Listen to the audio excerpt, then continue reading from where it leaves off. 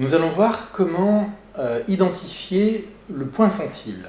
Donc, le point sensible est un point qui nous permet de travailler sur ce qu'on appelle les inversions psychologiques.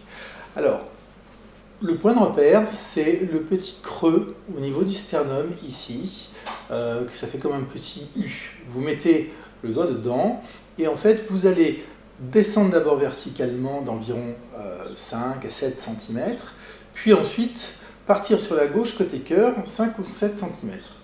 Alors, comme nous avons tous des morphologies différentes, ces 5 à 7 cm, on peut les identifier d'une manière un peu plus précise, en mesurant la largeur de la main.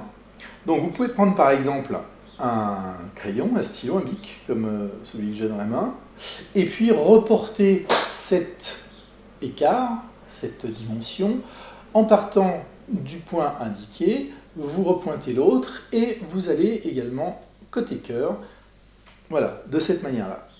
Ainsi, ici, vous trouvez un point qui effectivement est relativement sensible, voire même douloureux pour certaines personnes. Une fois repéré, vous mettez votre main dessus et vous êtes prêt à commencer le travail sur les inversions psychologiques en massant de cette manière-là. C'est-à-dire que si j'avais une montre posée sur la poitrine, je suis en train de tourner dans le sens des aiguilles d'une montre. Donc je descends vers l'extérieur et je monte vers l'intérieur. Il existe aussi une autre manière, si on n'a rien sous la main, eh bien on a généralement son autre main. Donc ce que vous allez faire, c'est que vous allez mesurer la taille de votre paume droite avec votre main gauche, mais de cette manière-là, c'est-à-dire que le pouce est en haut. Donc ici, je mesure précisément la même dimension, c'est-à-dire la largeur de la paume de ma main. J'enlève ma main et je reporte le pouce dans le creux sternal.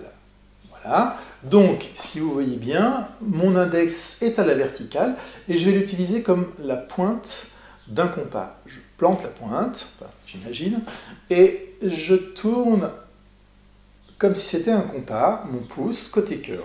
Et donc, lorsque j'arrive à l'horizontale, eh bien, je retombe sur ce point-là.